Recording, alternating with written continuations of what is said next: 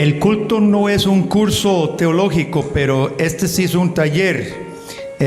Y normalmente los que me conocen saben que yo hablo con Pilot en mano y una pizarra.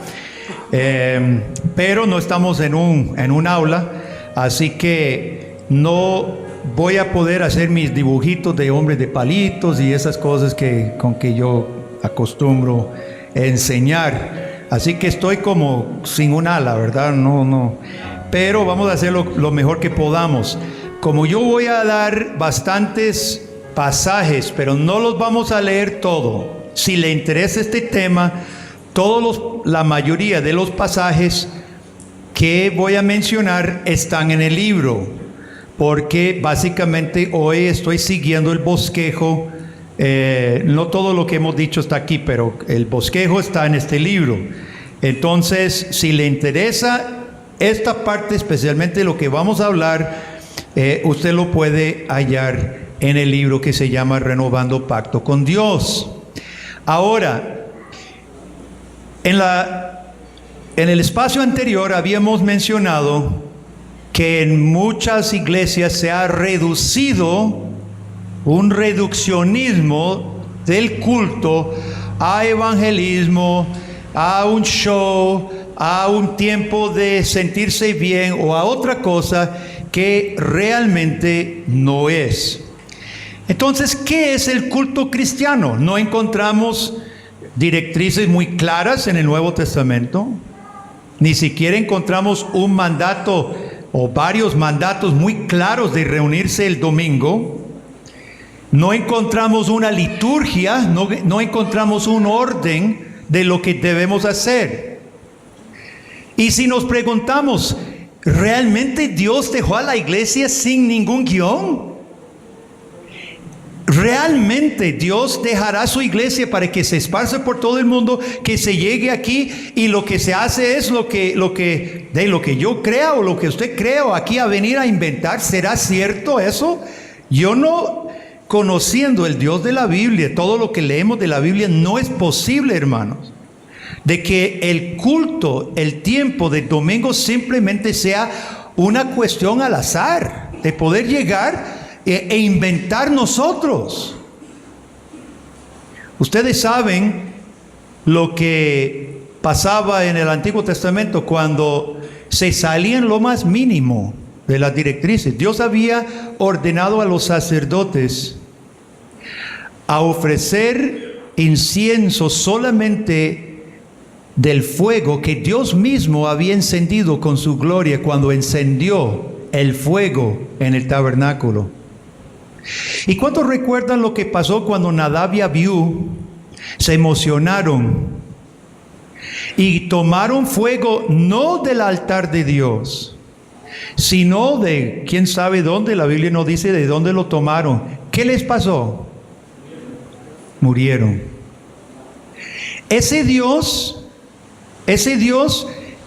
no será el mismo Dios. Dirán todos los gnósticos modernos, porque el gnosticismo está bien metido en la iglesia evangélica. El gnosticismo decía que el Dios del Antiguo Testamento era otro Dios, Yaldabaoth. Era el Dios sangriento, un Dios cruel, un Dios que mataba gente cuando tomaba fuego. Pero el Dios del Nuevo Testamento es otro Dios, es Dios de gracia, de sentimiento. Bésame, siéntame en tus regazos. Ese es el Dios del Nuevo Testamento. Bien gnóstica es la iglesia hoy. Qué raro que cuando Ananías y Zafira llegan a presentar una ofrenda con mentira, una mentirita, no era ni tan grave la mentira. ¿Qué les pasó? En el templo cayeron postrados. Dice que fue tan notorio que los cristianos y los no cristianos se asombraron del Dios santo que poseía ese lugar. No podemos decir que el Dios del Antiguo Testamento no sea el mismo Dios del Nuevo Testamento. Recordemos lo que Pablo dice en 1 Corintios 11, que por llegar la iglesia a la hora de la Santa Cena y hacer un fiestón, y unos se adelantaban y otros se quedaban sin comer y beber, dice, por eso algunos de ustedes durmieron, están muertos en la iglesia. No han muerto varios en estos días, hermanos. Póngase vivos. Los he matado como castigo, dice Dios. No, hermano. El Dios del Nuevo Testamento es el mismo Dios del Antiguo Testamento. Por eso es imposible que nosotros aceptemos de que Dios nos haya dejado sin qué hacer el día que llegamos a presentarnos delante de Él. Y de hecho encontramos en toda la palabra de Dios, de principio a fin, el concepto que rige las reuniones formales entre Dios y su pueblo. ¿Qué es ese concepto? ¿Cómo Dios se relaciona con su pueblo siempre? A través de el pacto. Ahora, quítese de la mente de una vez por todas todo lo que sabemos de pactos hoy. Porque esos pactos no son lo que es el pacto bíblico.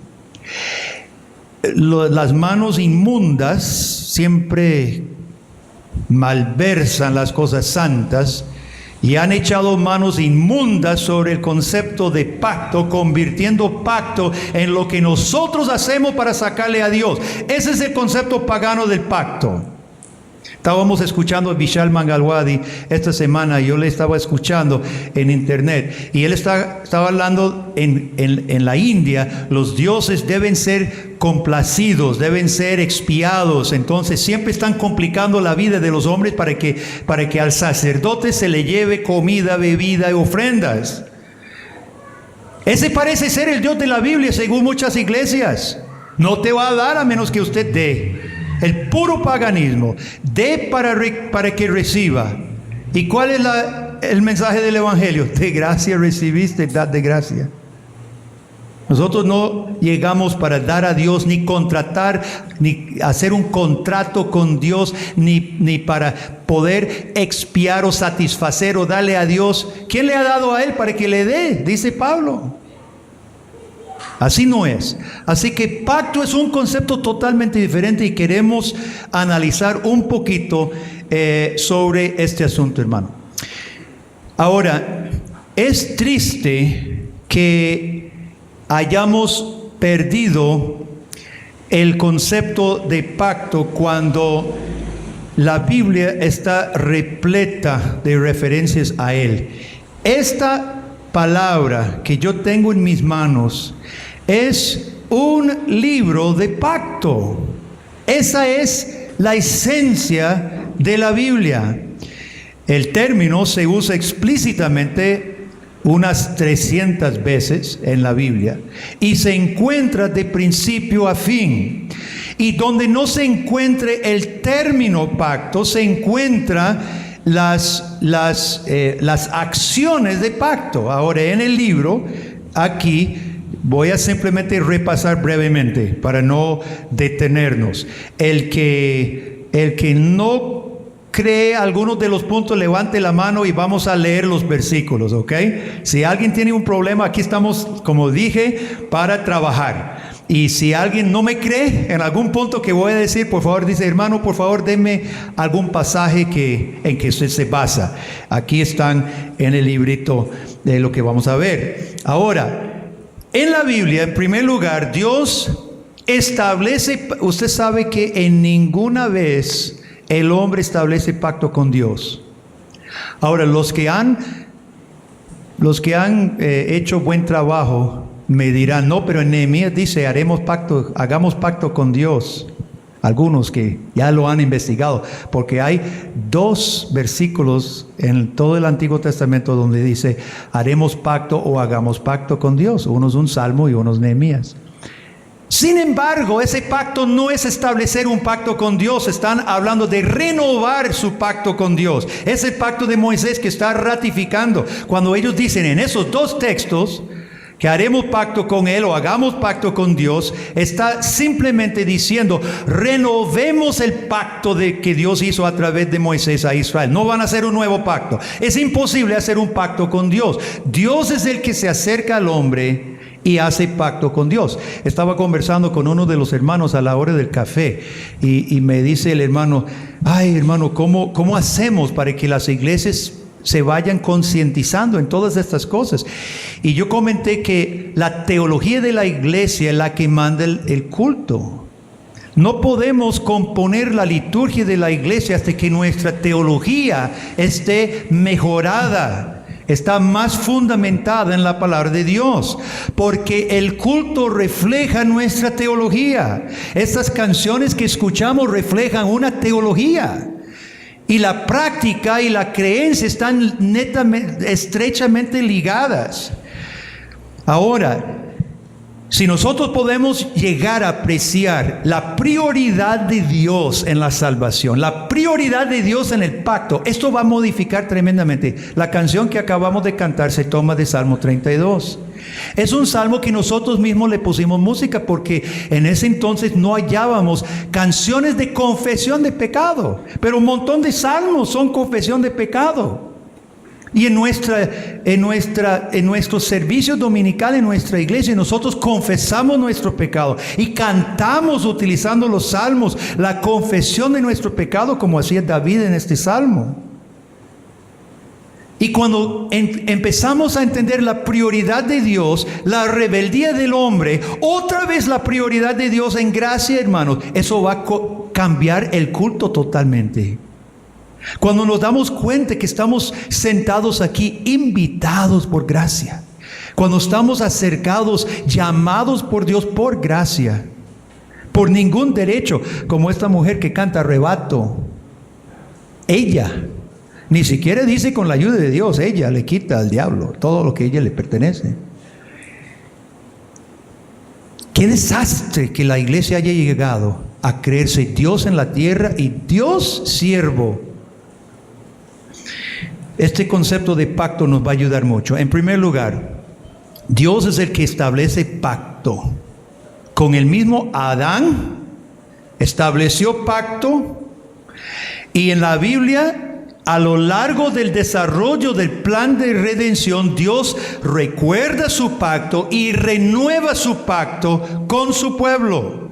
Y ahí están los versículos. Con Noé, ustedes se acuerdan, con Noé, Dios al salir del arca, Dios establece su pacto y coloca el arco en el cielo para recordarnos. Con Israel, todo el libro de Deuteronomio, que significa segunda ley. El libro de Deuteronomio es una renovación, un relatorio, un recuerdo de la ley.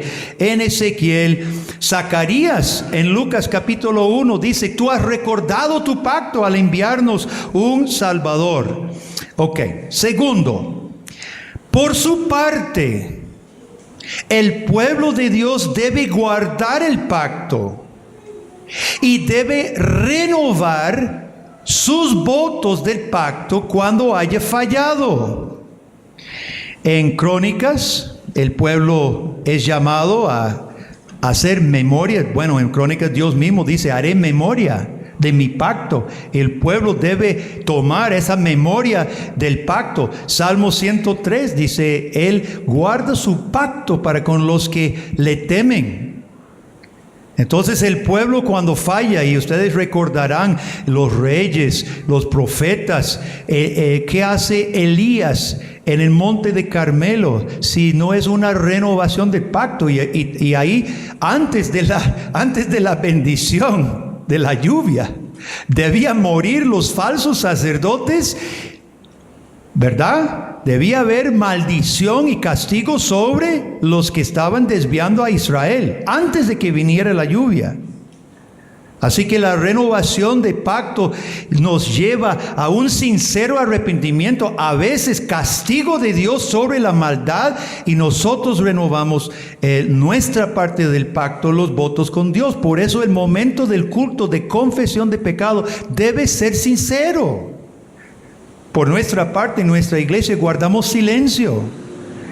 Y ya los niños pequeños inclusive ya han aprendido que no pueden hacer bulla durante ese momento, ¿verdad? Ya se acostumbra toda la iglesia y nosotros hacemos una oración silenciosa donde cada congregante se sincere ante su Dios de pacto, confesando sus pecados personales, para recibir la promesa del que confiesa sus pecados. Dios es justo y fiel para perdonar sus pecados y librarnos, limpiarnos de toda mal.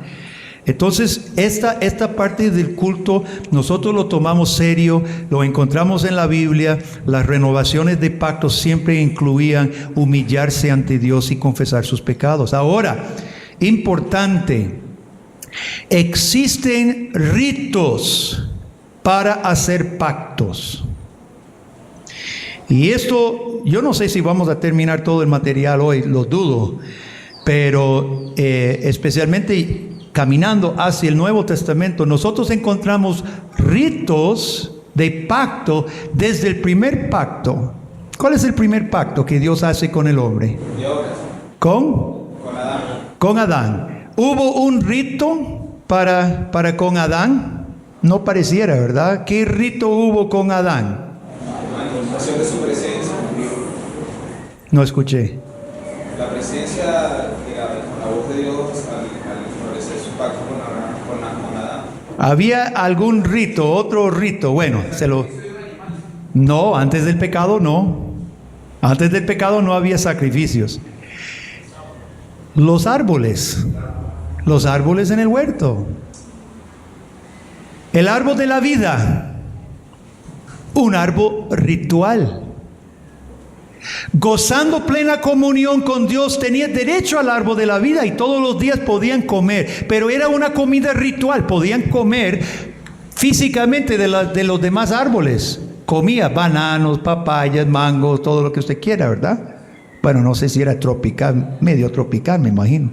O si no, cerezas y manzanas y duraznos, no sé. El árbol de la vida era un árbol ritual, porque se le prohíbe, después de pecar, se le prohíbe estrechar su mano y comer de él. Y el árbol de la ciencia del bien y mal también era ritual, no tocarlo. Eran dos muestras de un pacto, tenían un pacto con Dios. Adán y Eva eran mayordomos en la tierra, príncipes en la tierra, pero no rey del universo, ni rey de la tierra. Respondían ante otro. Había un pacto, una relación entre ellos y un ritual que sellaba esa relación. Con Abraham, ¿cuál es el rito que Dios establece con el pacto entre Dios y Abraham? ¿Nadie sabe? Circuncisión.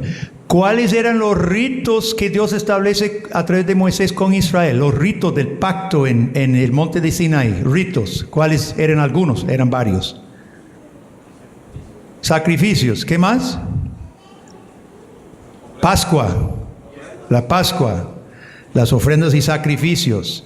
El sacerdocio. Había muchos ritos. Todos los libros del Pentateuco, especialmente Levítico, son rituales del pacto, sellan el pacto. Habían documentos del pacto. La ley se llama el libro del pacto. Las tablas de los 10 mandamientos se llaman las tablas del pacto. En Hebreos 9:4 se le dice que la ley se guardaba en las tablas del pacto, en el arca del pacto. Entonces había documentos del pacto, y eso es sumamente importante. Esa es otra conferencia que está dando el hermano Giovanni sobre canon. Pero la separación hoy en el seno de la iglesia evangélica de la palabra, entre la palabra y la revelación, la inspiración, la voz de Dios, esa separación se ha dado porque hemos perdido vista de lo que es el pacto. Cuando el Dios del cielo establece pacto con el hombre, Él da las tablas, Él da su ley. No puede haber pueblo de Dios sin canon, llamamos esto canon, regla. No puede haber relación pactual entre Dios y su pueblo sin que haya reglas que Dios establece. Por eso los reformadores protestantes en el siglo XVI decían sola escritura, no tradiciones, no concilios de la iglesia. Todo eso es importante, nos ayudan, podemos consultarlos. Yo creo firmemente que el Espíritu Santo no ha estado ausente durante 2000 años. Leo los padres, leo la historia, es muy importante, pero Dios ha hablado aquí. Y esta es regla. Y yo no tengo derecho, ni nadie tiene derecho a la profecía privada. Porque Pedro mismo lo dice claramente. No hay ninguna profecía que ha venido por interpretación privada. Sino los santos hombres hablaron y lo tenemos aquí. Siendo inspirados por el Espíritu de Dios. Entonces hay documentos del pacto. La iglesia está bajo el regir de Dios a través de los documentos que Dios da. Hay leyes del pacto. Dios es el que da sus leyes. Dios da sus leyes en Éxodo 21 al 23. Y no se sella el pacto. Todo el rito, ¿se acuerda? Cuando Moisés pringa al pueblo de sangre, ¿verdad? No se sella el pacto hasta que Dios haya dado sus leyes. Y se renueva ese pacto conforme a las leyes en Crónicas, Nehemías y Esdras. Hay señales de pacto, ya dijimos un poco con los ritos y las señales de pacto. Todos los pactos de Dios en el desarrollo tienen señales y muchas veces son ligadas. La Pascua de Israel se vuelve la cena del Señor. Pablo mismo dice, y esta es nuestra Pascua, Jesucristo. Al conmemorar la muerte de Cristo en la cena, la Santa Cena, estamos haciendo lo que Israel hacía de manera de sombra, ¿verdad? De manera de sombra cuando tomaban la Pascua. Pablo dice en Colosenses capítulo 2, nosotros hemos sido circuncidados, sepultados con Cristo en el bautismo. Hay continuidad y descontinuidad. Muchas veces hay relación, comidas. Desde el Edén, Dios ponía árboles de comida. Muchas veces la relación de pacto se celebra con lo que acabamos de hacer, un cafecito. Pero más ritualista, ¿verdad? Pero siempre la comunión entre dos personas como que se disfruta comiendo juntos.